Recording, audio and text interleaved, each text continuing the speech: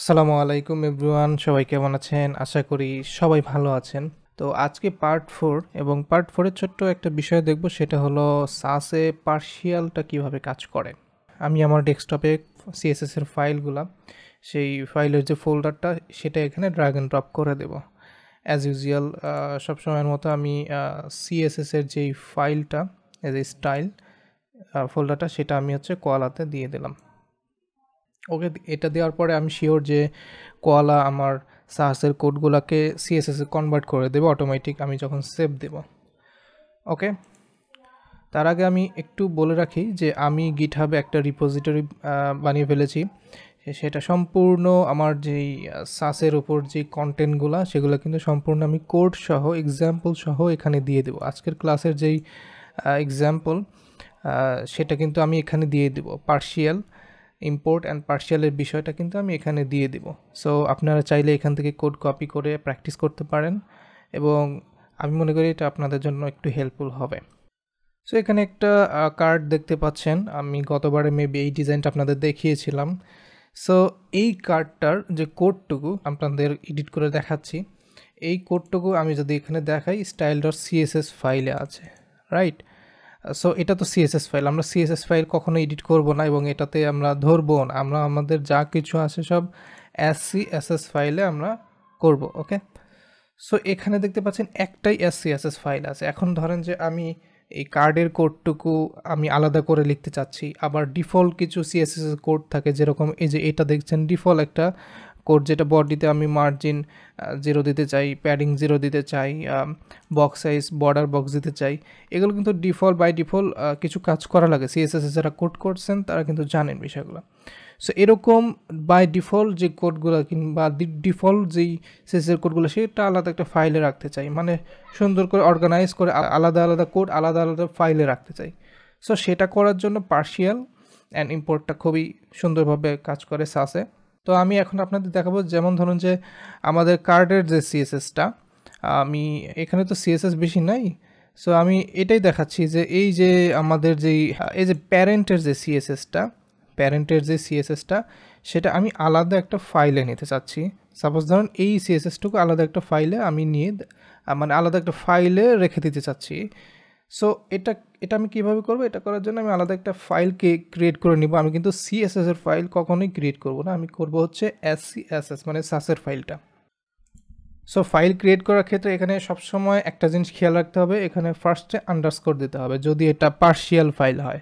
Partial মানে আলাদা একটা সাসের ফাইল যদি হয় তাহলে কিন্তু সবসময় আন্ডারস্কোর দিয়ে শুরু করতে হবে নামটা, এবং আমি তারপরে যে কোনো একটা কিছু দিতে পারি। তবে আন্ডারস্কোর না দিলে এটা কিন্তু সাস বুঝবে না যে আপনার এটা পার্শিয়াল ফাইল নাকি নর্মাল ফাইল যেটা।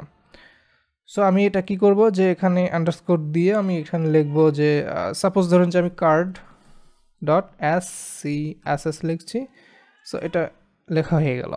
সো এটা লেখার পরে আমি এখন করব কি, এই কোডটুকু যেই প্যারেন্ট কার্ডের যে কোডটুকু সেটা আমি কপি করে, কিন্তু আমি এই পর্যন্ত কোড কাট করে আমি কিন্তু এখানে দিতে পারি, অ্যান্ড এখানে আমি সেভ দিব, এখানে আমি সেভ দেব।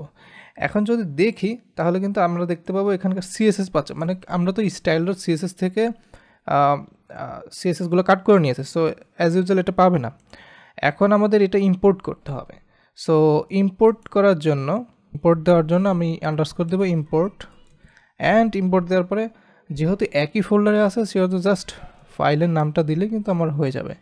সো এখানে ফাইলের নাম শুধু কার্ড দিতে হবে, কারণ বিষয়টা হচ্ছে যে আন্ডারস্কোর এখানে দেওয়া যাবে না।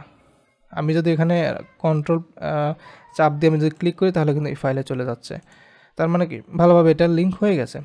এখন যদি আমি দেখি তাহলে কিন্তু আমরা এখানে ওকে, এখানে একটা ইরর দিচ্ছে, এইটাও আপনাদের দেখে রাখা ভালো যে একটা ইরর দিলে কীভাবে সলভ করা যায়। সো এখানে কি বলতেছে, আনডিফাইন্ড ভ্যারিয়েবল সেকেন্ড, এটা প্রাইমারি এটা বলছে। ওকে, আমরা দেখি যে এই ভ্যারিয়েবলটা কোথায় আছে, তাহলে আমরা বুঝতে পারবো এটা কেন দিচ্ছি ইররটা। কোথায় আছে? এখানে আছে, আর আমি ইম্পোর্ট করছি কোথায়? এখানে। সো ভ্যারিয়েবল কিন্তু আমার পরে ডিফাইন হচ্ছে এই কার্ডের কোডের পরে, কারণ আমি যখন ইম্পোর্ট দেবো এই কার্ডটা ধরে নিতে হবে যে আমার এখান থেকে এই কার্ডের সিএসএসটা এখান থেকে শুরু হচ্ছে, তারপর আমার ভ্যারিয়েবলটা ডিফাইন হচ্ছে। সো ভ্যারিয়েবলগুলো আমার যেহেতু এই এখানে ইউজ হয়েছে, সো ভ্যারিয়েবলটা আগে ডিফাইন হতে হবে, তারপরে ইউজ হতে হবে, তাই না? সো এই জন্য ভ্যারিয়েবলের পরে যেখানে ডিফাইন হয়েছে তারপরে আমরা এটা ইম্পোর্ট করব। সো আমি যদি এখন সেভ দিই, সেভ দিয়ে যদি এখন দেখি, তাহলে দেখব যে এখানে সুন্দর মতো সিএসএসটা কাজ করছে। সো সেমভাবে আমি একটা কাজ করতে পারি যে ভ্যারিয়েবলটা এটা আলাদা একটা ফাইলে রেখে দিতে পারি। সাপোজ ধরুন যে আমি এখানে ভ্যারিয়েবল নামে একটা ফাইল ক্রিয়েট করবো। আবারও পার্শিয়াল ফাইল ক্রিয়েট করার আগে আমার আন্ডারস্কোর দিতে হবে, তারপরে ভ্যারিয়েবলস ডট এসসিএসএস লিখে আমি ফাইলটা ক্রিয়েট করে নিলাম। অ্যান্ড এখানে যে ভ্যারিয়েবলগুলো ছিল সেগুলো কিন্তু আমি এখানে দিয়ে দেব। ওকে, এখানে দেওয়ার পরে আবার এখানে যখন আমি সেভ দেবো তখন কিন্তু ভ্যারিয়েবলগুলো আনডিফাইন্ড বলবে আবারও, কারণ কি ভ্যারিয়েবলগুলো আমি কাট করে অন্য ফাইলে নিয়ে নিয়েছি। সো যেখানে অন্য ফাইলে নেওয়ার পরে এই ভ্যারিয়েবলগুলো কোথায় ইউজ হয়েছে, এখানে এই কার্ডের ফাইলটাতে ইউজ হয়েছে, পার্শিয়াল ফাইলটাতে। সো এখানে কিন্তু ভ্যারিয়েবলের যেই ফাইলটা ইম্পোর্ট করতে হবে। সো আন্ডারস্কোর দেবো, দেন আমি ইম্পোর্ট লিখবো, দেন আমি যেই ফাইলের নামটা সেটা আমি এখানে দিয়ে দেবো অ্যান্ড সেভ দিয়ে দেবো, তাহলে কিন্তু এররগুলো চলে যাওয়ার কথা। এই দেখুন সুন্দর করে এররগুলো চলে গেল। তো এটাই হলো পার্শিয়াল অ্যান্ড ইম্পোর্টের কাজ। ভিডিওটা এই পর্যন্তই থাক, দেখা হবে আগামী ভিডিওতে। সেই পর্যন্ত সবাই ভালো থাকবেন, সুস্থ থাকবেন, আল্লাহ হাফেজ।